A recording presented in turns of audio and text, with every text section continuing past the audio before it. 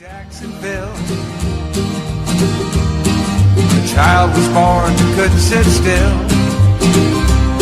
86 years later with no regret.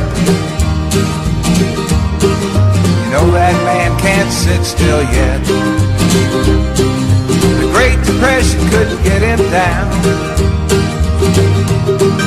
He worked for his dad's store in town, collecting money in small amounts for poor whites and blacks and their furniture accounts. Stetson Kennedy wants us all to be free. Stetson Kennedy wants us all to be free.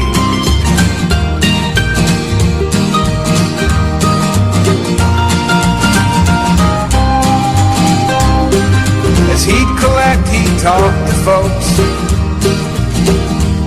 He'd hear legends, tales, songs, and jokes. Now this fine treasure he'd record and write. He was colorblind, didn't see black and white. Writer's project for the WPA.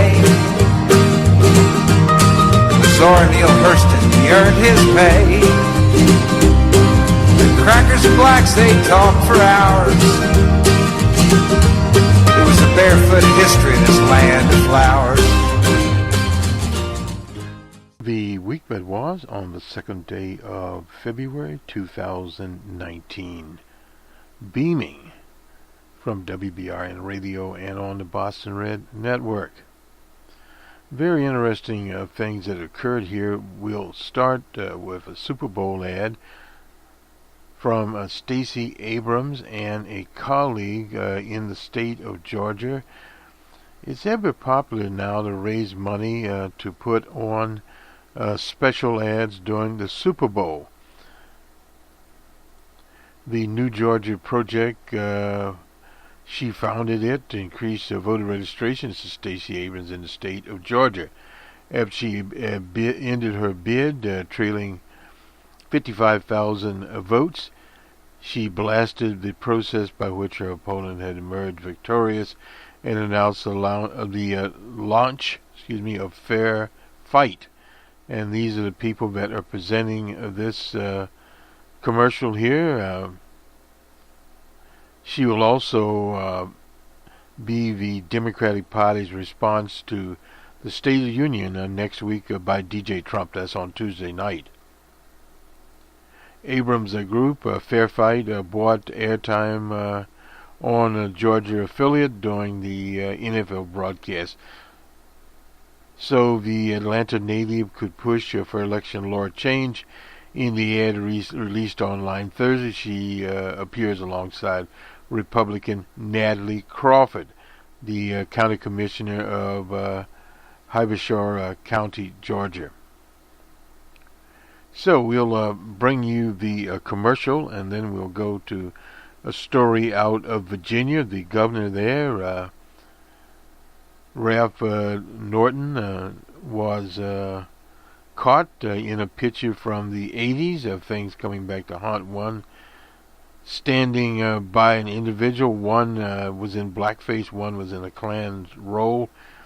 Now calls for his resignation. We'll go to one of the Virginia newspapers so we can get the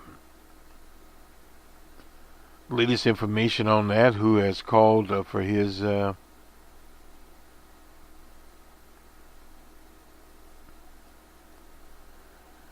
vanishment, so to speak. Anyway, here's Stacey Abrams and the Fair Fight, showing her taking a selfie with Natalie Crawford. Smile. I'm Republican Natalie Crawford, County Commissioner in North Georgia. And I'm Democrat Stacey Abrams from Atlanta. We don't agree on everything, but we love Georgia and want fair elections. Every vote should be counted from every corner of our state. We need hand-marked paper ballots and our election officials to have the support they need. Join us in the fight for election reform. Take a selfie and share your support. Use hashtag FairElections now, because picturing fair elections is something we can all do.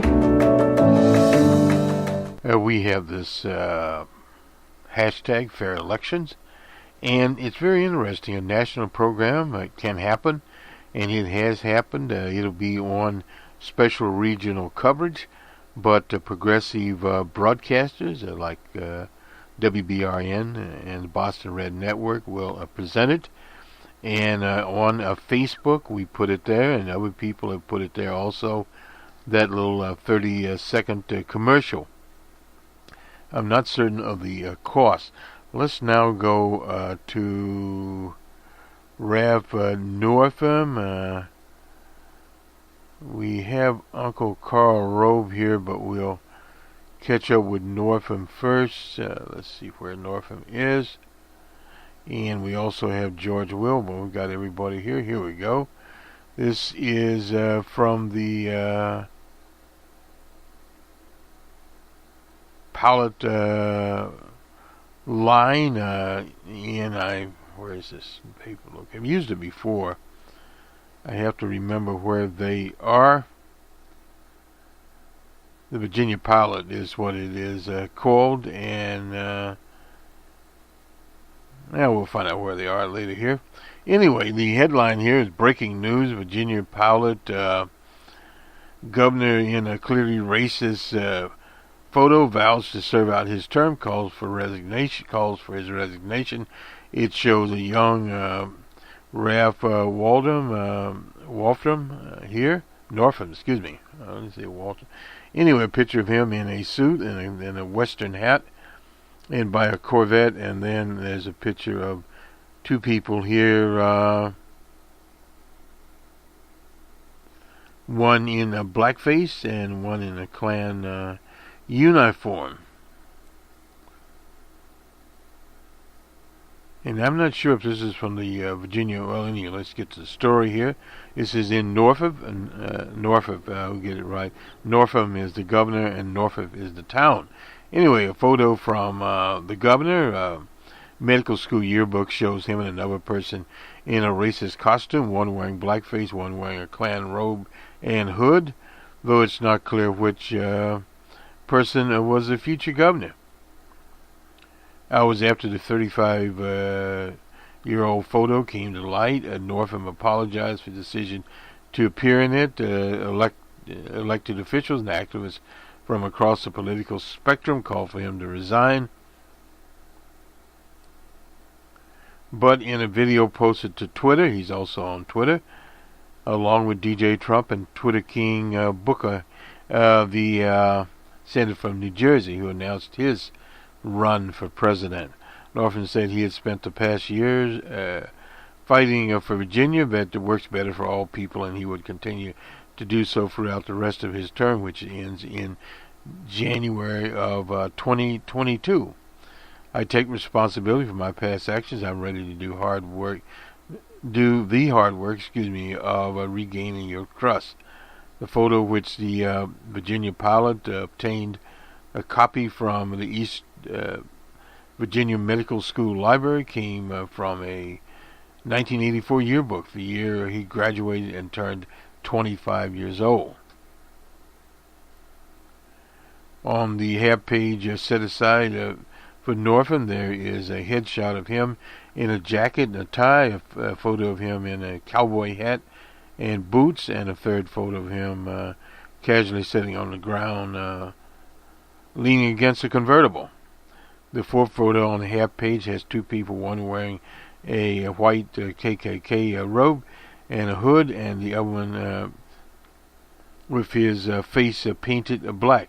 The person with the black face is also wearing a white hat, black jacket, a white shirt with a bow tie and pants, both holding canned drinks.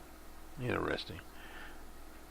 Northam, a Democrat, who appeared in the photo in a costume that is clearly racist and offensive, but simply did not specify which person is him.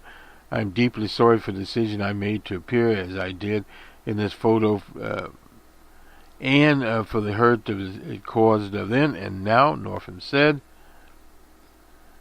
But I'll work to be clear. I understand how this decision shakes Virginia's faith in that commitment. I recognize that it will take time and serious effort to deal with the damage the conduct has caused. I'm ready to do that important work. Under the racist photo are listed Northam's alma mater, the Virginia Military Institute, and his interest, pediatrics. There are more old drunks than old doctors in the world, so I think I'll have another beer. We're drinking beer there. The president of the institution, Dr. Holman, and provost couldn't be reached for comment. Well, but the reaction was reached the chair of the Republican Party. This is Jack Wilson said the statement, racism has no place in Virginia. He should know, being part of the DJ Trump administration and the known racists that are there. These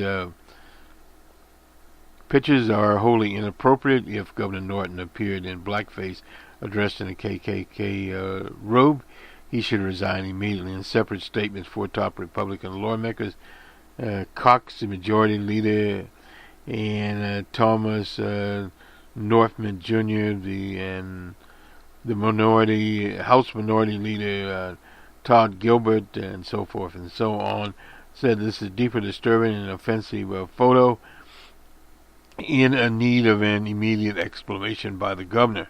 Mark Hearing, I guess it's Hearing, the Democrat State Attorney General did not respond. The Lieutenant Governor Justin Fairfax, who will become governor if Norton resigns, had no comment. He's an African American. The Virginia Black Legislative Caucus said in a statement that members are still processing the photo. I think they've finished that now. The legacy of slavery, racism, and Jim Crow has been an albatross around the necks of African Americans for 400 years. These pictures rip open the scab of an excruciating, painful history that are piercing reminder of the nation's sins. This is an appropriate story, incidentally, to do on Black History Month, which is February. Some presidential candidates also got into the Condemnation Act. Kamala Harris and Julian Castro, the NAACP, also issued a statement. The mayor of Newport News, McKinley Price, who says he knows Norton since he served as lieutenant governor, said calling for Norton's resignation were an overreaction. This is always the case. Price, an African American, said the photo was a reflection of a segregated society, something he's tried to end in his career as an elected officer. There's always, if you look at this dialectically, there's always more than one situation coming out here, and that in itself is very different situation. Walter Bronax Jr., who graduated from the same college with Northam, described Northam as a fantastic guy. He studied pediatrics while Bronax studied surgery. And the two knew each other well in class of about 100 students. Bronax is an African American, said by phone that he never had seen a hint of racial bias from Northam. I never had an issue with Raf at all. The guy is a great guy and always has been. Well, these are very difficult situations now. The conservative news outlet playing politics and opportunism here, no doubt. Big League Politics first posted the photo. That was around 2:15 on Friday with yearbook, heading yearbook, Ralph Northam in blackface and KKK photo. An hour later, the Virginia Conservative Caucus tweeted the Twitter page. Ed Governor needs to explain immediately. Reporters and others soon started calling the medical services here, and so forth and so on. And we got a little bit more here. Here, let's see. Some other people are talking about Northam. John Rob Marsh was a roommate with Northam during the governor's first 2 years at EVM, both on military academy scholarships. The two lived in a $350 a month, one-bedroom apartment on Butte Street, downtown, a short walk from the campus. Marsh and he slept on a bed in the Marsh said, he slept on a bed in the living room. Well, anyway, whatever the arrangement was. Who got the couch and who didn't? Marsh, who had not learned the controversy until he spoke with the Virginia pilot. This is, we're reading from it here. He didn't know anything about the Pacific picture, nor did he have a copy of the yearbook because he graduated in 1983. I think he was a year out there. He graduated a year before Northam and didn't have a copy there. And let's see what else is going on here. He speculated that there may have been a part of a variety show, an annual student-run performance for the faculty, and boy, this is even worse, involving a Saturday Night Live-like skits. He also remembered a Halloween party sponsored by the school. Evidently, the African-American wasn't at that one. Anyway, although the two have not spoken since the governor took office, they kept in touch over the years. Marsh credited Northam with saving his daughter's life. It was a serious neurological injury as an infant, and Northam was the doctor who diagnosed her and developed her treatment. So he has a favorable opinion of Northam. So you're going to get some of this. It'll be interesting. There was a similar case in was it Georgia or in Kentucky? The Secretary of State there was appointed, and he was caught in a similar racist situation, and of course resigned immediately. But he had the spotlight had been focused on him before. This is Virginia politics from the Pilot newspaper in Newport, Virginia. We try to bring local news as much as possible. This also came from the Washington Post. So let's go to Uncle Carl Robin. We switch very quickly here to the presidential campaign 2020. Kamala Harris. I pronounced her as Kamala. Anyway, Kamala Harris made her party's left wing base happy this week, but in doing so, she might have made Democrats less attractive in the general election. In the CNN town hall, Senator Harris, I'll put it here, endorsed Medicare for all. Pressed about whether the proposal would abolish private health care insurance, the California Senator bristly declared, let's eliminate all of that. Let's move on. After the Republicans jumped on her for the policies, radicalism, a Harris advisor said the attacks were good trouble for her. On January 14th, the Kaiser Family Foundation poll, seen at first glance to support that view, it found 56% of Americans have favored a national health care plan, sometimes called a Medicare for all, where all Americans would get their insurance from a single government plan, compared with 42% who opposed the idea. 32% strongly opposed it, roughly matching the 34% that strongly favored it. Well, you get this in polls all the time. These results come before a deeply thought policy gets scrutinized and picked up. As Uncle Carl, Medicare for All becomes less popular when people hear more about its possible effects. Support drops to 37%, with about 60% opposing it. When some respondents were told it would eliminate private insurance companies, that is not true. Private insurance companies could still exist to provide a supplemental coverage, etc. Required most Americans to pay more in taxes. Support fell 32% when respondents were alerted it would threaten the current Medicare, and it would it would crash to 36% in polling.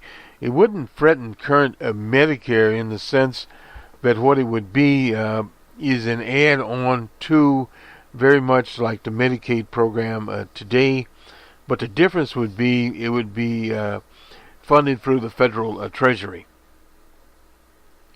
Medicare for all may sound good to voters at first, but after substantial reflection and Republican attacks, Republicans didn't make a tax. They made a tax on the Affordable Care Act, Obamacare, and as the late great Jerry Pippin used to say, people as they get to use and know Obamacare, they will like it. And they did, in fact, like it. That is evident. The Republicans also claimed that the healthcare industry would shrink. It did not. It actually grew out of the Affordable Care Act. It may not be a political winner even amongst Democrats. This month's Kaiser poll found that only 38% of Democrats preferred to focus on passing Medicare for all, while 51% thought it was more important to improve and protect the Affordable Care Act. Well, we agree in the interim to protect the Affordable Care Act, but we do need to move on. Just wait until Republicans raise questions about how much it will cost. An analysis by Charles Bahus of the George Mason University's pegged the price tag at $32.6 trillion over 10 years. Total federal budget for fiscal year is about $4.4 trillion. And the $32.6 trillion figure could be low. Bayas said it may be substantially greater. Since his analysis accepted both a significant administrative and drug cost savings, estimated by Medicare for all reimbursement rate of 40% less than what private insurance companies pay today on the average. Believing the savings would not materialize full and cuts in reimbursement are unsubstantiated. Congressional support for the plan fears that nearly doubling the federal budget could sink the proposal. That's why Senator Bernie Sanders, the father, as he calls him, Medicare for All, refuses to say how much it would cost. One of the plan's principal cheerleaders, Alexandria-ocasio-cortez, calls physical concerns puzzling. She added that George Ramos, he was the guy that DJ Trump threw out of his press conference, or out of his campaign last, you pay for it all, we pay more now. The following month she tweeted that 2/3 of Medicare for all could be paid for by cutting waste into Pentagon spending. The total Pentagon budget is about $700 million. Well, we don't really know what the total Pentagon budget is. That's one of the problems there. It's over $1 trillion. There's no doubt about that. But Medicare for all is a start. First, we have to get the legislation, the template out there. There's no doubt we need to take care of the Affordable Care Act. And the Affordable Care Act could actually warp into Medicare for all. Right now, we have the Affordable Care Act there. We have Medicaid, which is tied in. That is a state-federal partnership taking care of low-income people and people that also have catastrophic diseases and require very expensive drugs that it can phase in. And, of course, Medicare being the program for seniors and the disabled. And it has been around for a very long time. FDR put it in there. And we've been trying to get a national health care program for a very long time in the U.S. I remember once in the 80s standing with Dr. Spock. Who remember him? He was a so-called baby doctor of the 50s and the 60s, a pediatrician. And we were calling for that at that time, for the nationalization of medical program, with a lot of medical students standing there. And I remember standing there, had a daily, was called a Daily World at the time. Now it's the People's World, the magazine of the CPUSA. Anyway, we were passing those out. Some took them, some did not. I believe it was a spring day. I don't remember precisely what it was at the time that the demonstration was there. But there has always been in this country a percentage of the population that favored national health care insurance. In fact, DJ Trump thought it perhaps could be a good idea if it were done on the Canadian model. Now, in Canada, you can have private insurance if you wish. It's sort of like now with Medicare as a supplement. And you can also, there is where old Rand Paul went, there are private medical centers you can also go to. But by and large, the national health care insurance covers most things. And now Medicare is one of the Medicare part is one of the biggest buyers of medical supplies, drugs, experimental drugs, etc. But part of the problem is that the way Congress wrote the legislation, Medicare cannot buy drugs in mass on pallets, etc., as, say, the VA does. And there would be enormous savings. Now they're talking about legislation in the Congress to cut out the middleman. There's a lot of money to be made in pharmaceuticals. Now what happens is these so-called third-party drug maintenance organizations are the ones negotiating with drug companies. And what happens is they get a commission, and then the price is negotiated. But they get a commission on top. So that's used to be called a middleman. Now it's there, but nonetheless, we'll say the middle person to be correct. This is what happens when you have a broken system. And Congress needs to work on this. It is a priority, in our opinion, much over the impeachment of DJ Trump. That will take care of itself. Oh, DJ is going to appear like most rascals when they're is in a sling, so to speak. That was an old LBJ term. He's going to talk about bipartisanship. He hasn't talked about any bipartisanship up to now. Now he wants to be the great bipartisan type. But he still says that if he doesn't get his money for his little wall, he'll issue a state of emergency. Well, if this border security is as he says it is, he should have issued a state of emergency a long time ago. Why not?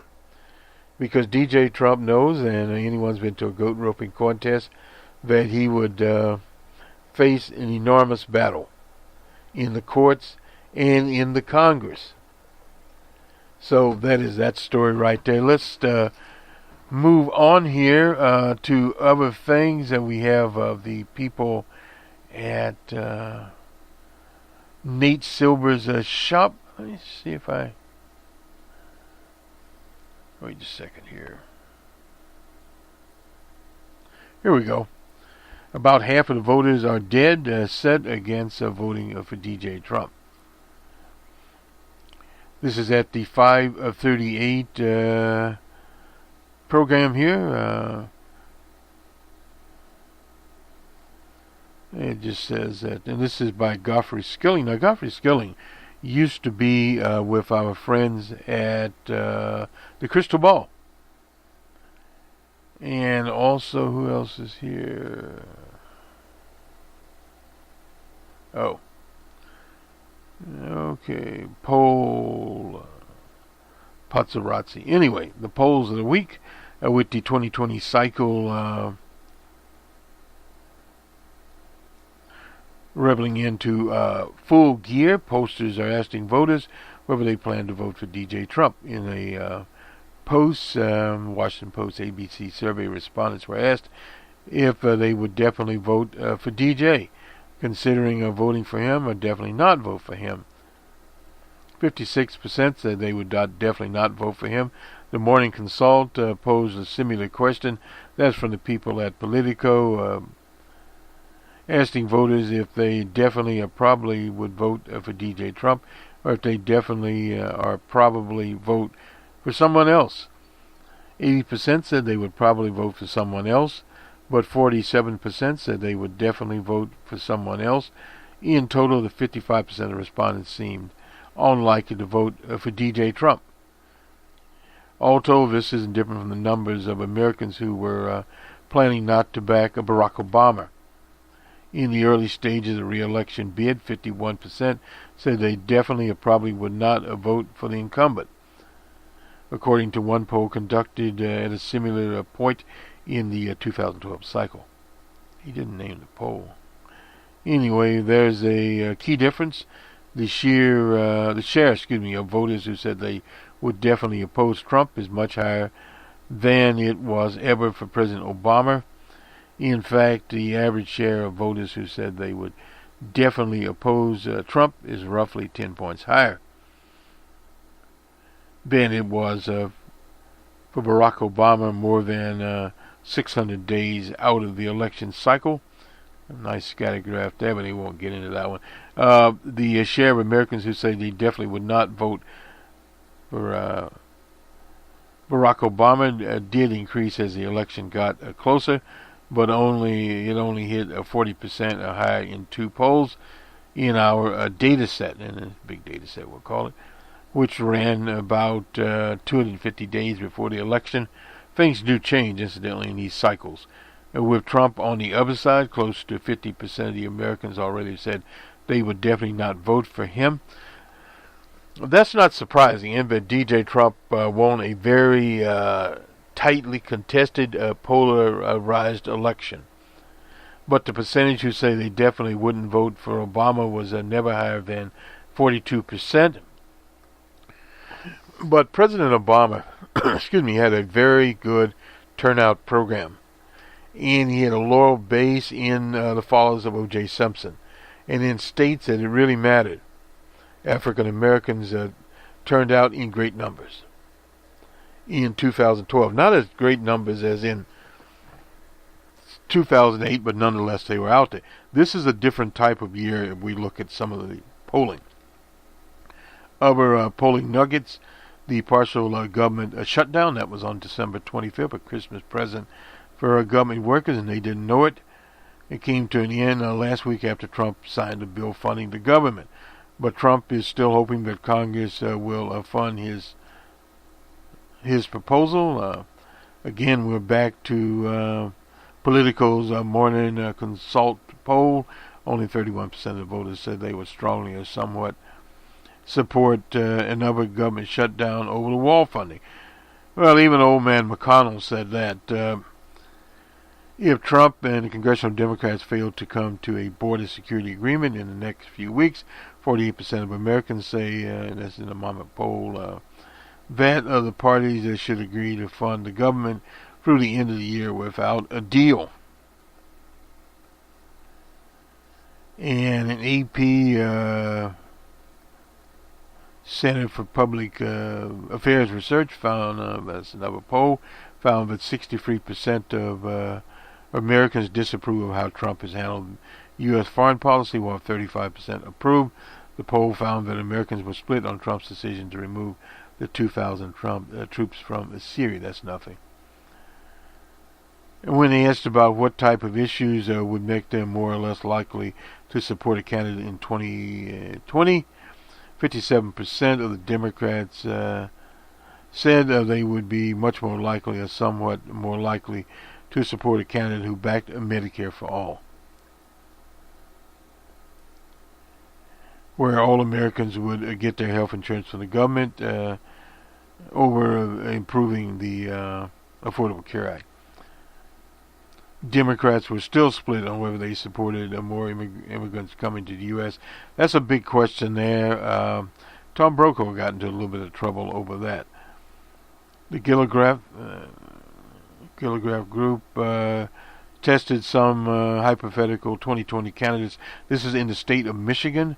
Trump carried it by 2/10 points in 2/10 of a points in the 2016 election. Joe Biden had 53% to 40% for DJ Trump Kamala Harris, 47 to 42, about 5%. We gave this last. It's interesting how they place the names here. Bernie Sanders, 52 to 41. Besides Joe Biden and Bernie are basically tied. Elizabeth Warren, much closer, 46 to 53. Quantific poll found that 70% of the voters believe transgender people should be allowed to serve in the military. That 22% opposed it, and so forth and so on. And according to the 538 presidential approval tracker, 39.5% of Americans approve of the job DJ Trump is doing, while 55.9% disapprove, for a net approval rating of a negative 16.4. That's essentially the same as a week ago. And what's amazing, DJ Trump's approval ratings have not went down. And let's see what else. The approval rating, 55.8% disapproval, is net disapproval. Net approval rating of a negative 16.3. Excuse me. Trump's net approval rating has dropped significantly from a month ago when it was a negative 11.9. Approval rating of 41.5. Disapproval rating of 53.4. That doesn't really matter very much, but it does go along. There's no doubt about that. There's also a gentleman named Yang that's running for president. He's an entrepreneur, and I found in the Boston Red Times. I remind people to. This is a newspaper that is made up of activities on a Twitter feed, the Boston Red Twitter feed. And I don't select the articles, but it's called the Boston Red Times. An old picture of me says psephologist, way over 10 years there. But the headline here is Trump's former pastor is slamming him on Twitter as a liar and a hypocrite. Nothing new there. Another Twitter is shared by Jordan Bay. What does it say? Trump cut funds to the Palestinians on the West Bank and Gaza. Now, this is Andrew Yang, Y-A-N-G, running for president. He was in Iowa speaking to Democratic legislatures there. I had not heard of him, but they're forwarded in something people out there. And this is where we got the news, incidentally, on the 538. It was shared by the 538. You kind of guessed that. And some other things. So we'll start jumping back to it a little more in the near future. Look at our time. Okay, we're doing all right. Trying to clear some things up here that have been sitting around. An interesting article here by George Will. Amy Klobuchar could break Minnesota's presidential losing streak. Well, she first has to get in the race. Surely the silent aspirations of the Democrats' 2020 presidential nomination is already known.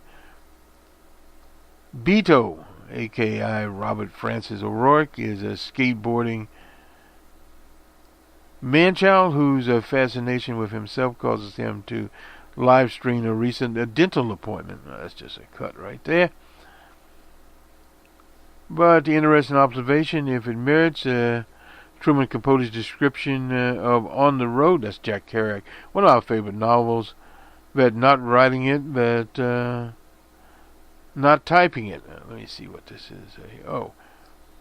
His journal about his post-election recuperation through road trips to nowhere in particular is so much without wit or interesting observation that it merits anyway. This is where it came from. Truman Capote's comment there of On the Road, and Jack Kerouac, that's not writing, that's not typing. Well, Democrats are done flirting with such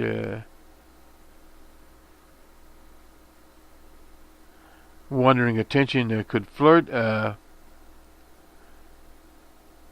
Inspendity. Oh, George always has words there. And by contrast, real serious candidate coming soon from Minnesota, the land of 1,000 lakes and 4 unsuccessful presidential candidates. And Hal Stetson was a perennial candidate. We should name him. He's a Republican. Anyway, Hubert Horatio Humphrey, Eugene McCarthy. He was too busy writing poetry and turned into reactionary. In Walter Mondale, couldn't break the state's losing streak. Senator Amy Klobuchar is the person perhaps best equipped to send that current the current president packing. To get to the boring part over, she satisfies the 2020 cortisone criteria. The Democratic nominating electorate is disproportionately female, eager to achieve what became tantalizing close in 2016. A female president. Now about the politics and the policy. She is from a state bordering Iowa, where caucuses might or might not be a big deal in 22. They will not be a big deal, as he cites here, as it may have been in Jimmy Carter's time. The 1976 success event propelled him towards the presidency. Early voting in California, now that'll be in March the 3rd, that favors Kamala Harris, which is probably 13% of the delegates to the Democratic Party, with the allocation beginning the day of the Iowa caucuses. So some candidate might slight Iowa in order to court California. Minnesota borders also Wisconsin, the Wisconsin primary. That used to be an important primary. One of the 3 Rust states, the other one being Michigan, and of course Pennsylvania. Hillary Clinton carried Pennsylvania, I covered that. Barack Obama carried Michigan, if I remember correctly. She's from the Midwest, where Democrats need help. In Michigan, Trump carried it by 3/10 of a point. In Iowa, it was 9% in Iowa and also 9% in Ohio. Senator Brown, who is from the Appalachian part of Ohio, won re-election by 7 or 8 points. Minnesota has voted Democrat in 11 consecutive presidential elections since it spurred our friend Dr. George McGovern from neighboring South Dakota in 1972. It says it has more electoral votes, 10, than such swing states as New Hampshire. New Hampshire only has 4. Iowa has 6. Nevada has 6. Colorado only 9. But Minnesota's blueness has been fading. Barack Obama defeated Willard Romney by 8 points in 2012, but 4 years later, Hillary Clinton defeated Trump by 1.5. That has more to do with Hillary Clinton than with anything else. Klobuchar, who will be 59 in May, is the daughter of a newspaper columnist. Surrounding this handicap, she went to Yale, then to the University of Chicago's law school, and then to a law firm, and then to the maternity ward where she was provoked. Her infant daughter had a serious problem, and the rule at the time was new mothers should be out of the hospital in 24 hours, which got her into interested in public policy. She was a prosecutor in Hennepin County, Minneapolis. She won an open seat in 2006. Last year, a third term by 24 points. So evidently Amy was not looking back. Farming population in that state, and it has also Cargill, General Mills, Land O'Lakes, and Hormel, the makers of Spam. So she is pressed as speaking to populations and interests that the Democrats need, and speaking against trade wars there, so she knows how to talk there. High costs of drug prescriptions, and as the bidding war for the affection of Democratic left spirals to infinity. Abolish ICE, 70% marginal tax, impeach the president, pack the court, Medicare for all, free college, free stuff, Klobuchar is a potential top-tier candidate. Most apt, to resist forfeiting the general election while winning the nomination. Her strengths, however, is her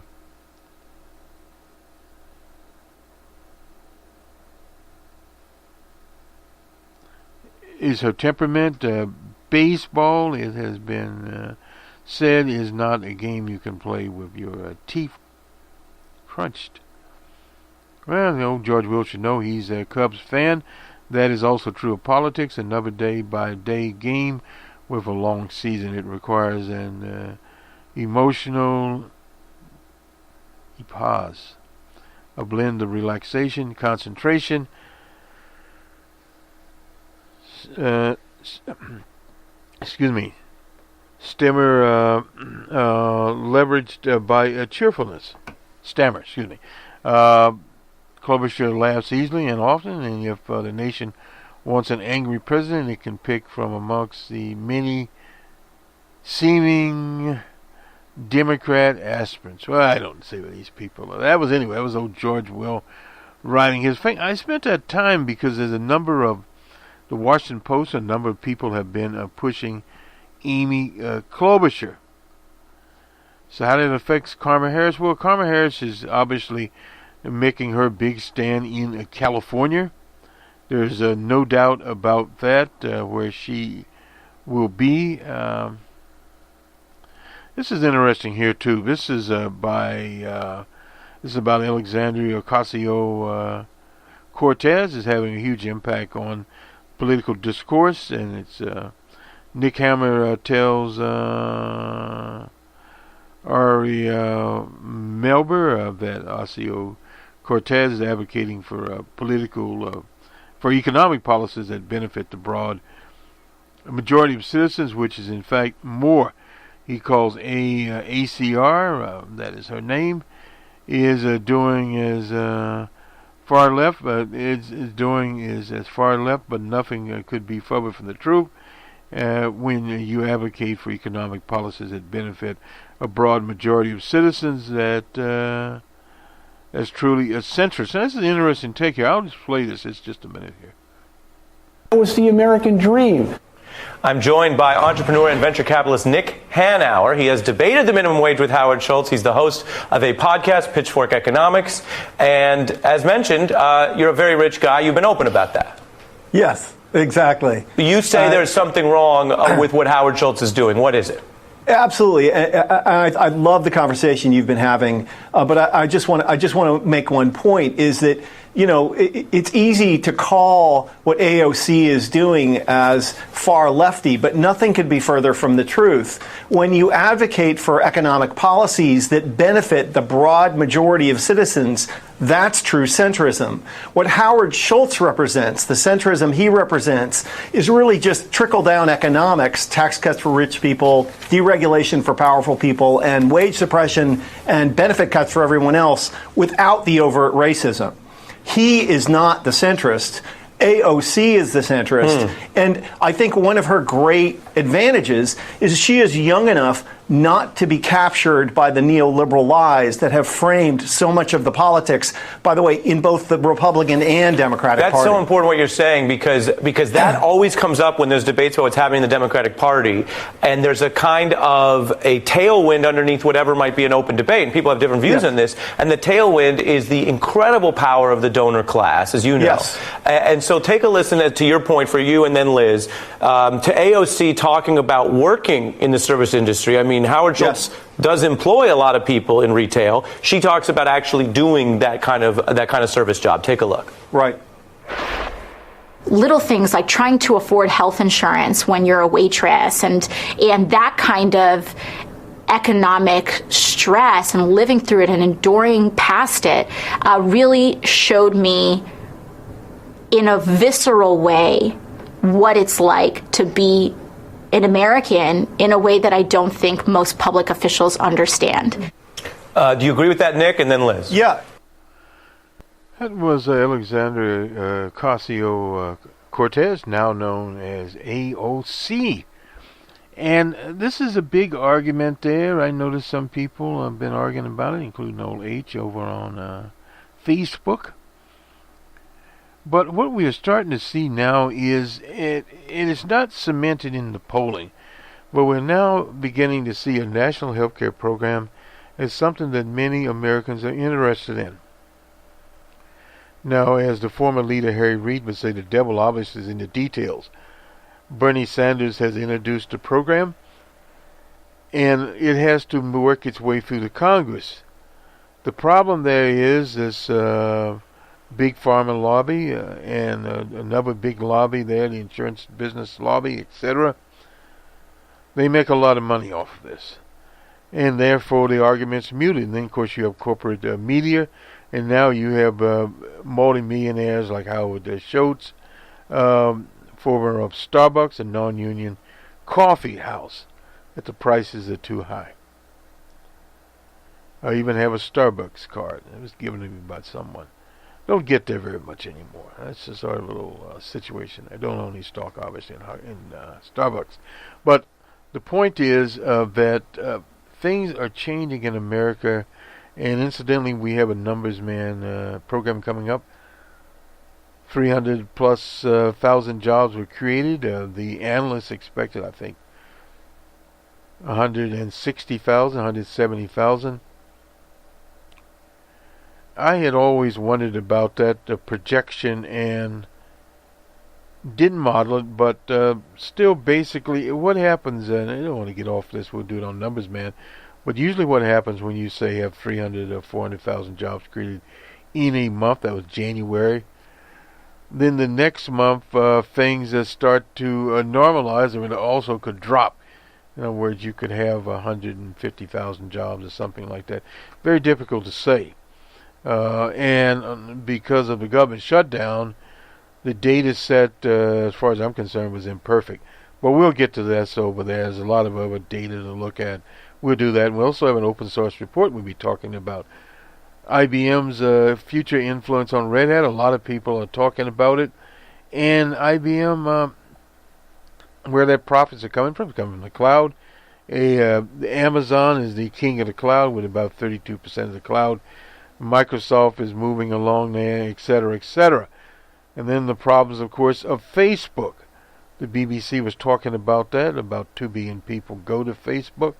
They're on Facebook. Advertisers flock there because it's relatively inexpensive, particularly on smartphones.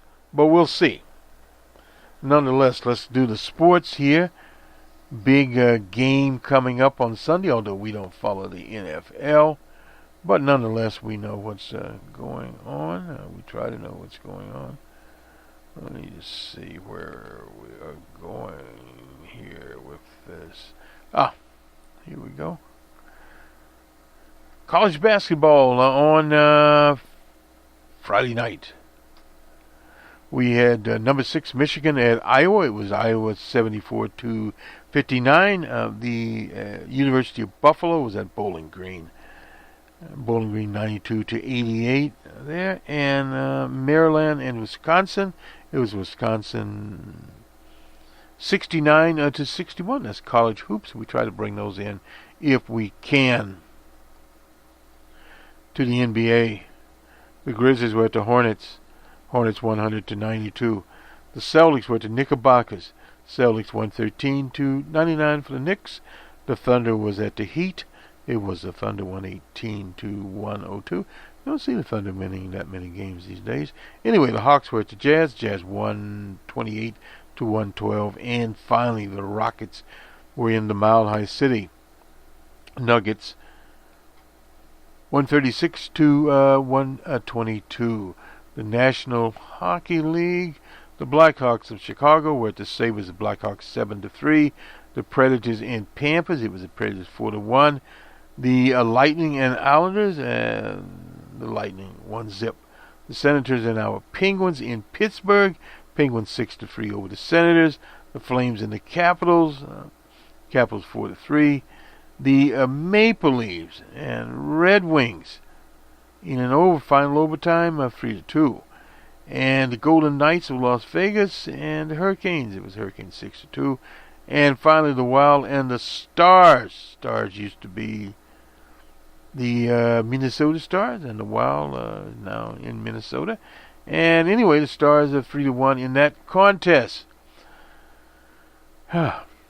So, we've gotten through this situation in Venezuela. Big demonstrations are coming today by the self-proclaimed president, appointed himself, Juan Guaido. Anyway, Mr. Guaido is there. The actual president, Nicolas Maduro, I usually pronounce his name Maduro. Anyway, he is at various military institutions receiving credentials of diplomats. And there were large demonstrations in Venezuela of the Primex Petroleum, the company there. The workers were out in force there, and so that situation goes on and on. The Trump administration has canceled the missile treaty. They've notified the Russian Federation they've canceled. That was the treaty that Ronald Reagan and the then Chairman Gorbachev negotiated in the 80s. So we'll have a little bit more on that. We'll get to it. Remind you, this is African History Month. Sunday programming, we'll have African history. I'm not sure of where we'll go with that. We will feature Angela Davis, the freedom fighter and human rights activist, incarceration activist, etc. We'll talk about how it all started with Dr. Woodson and a few things thrown in between. Have a good weekend. We'll talk to you on the Monday Morning Quarterback from WBRN Radio and on the Boston Red Network. This is actually Boston Red from the Jerry Pippin Broadcast Booth. Good day.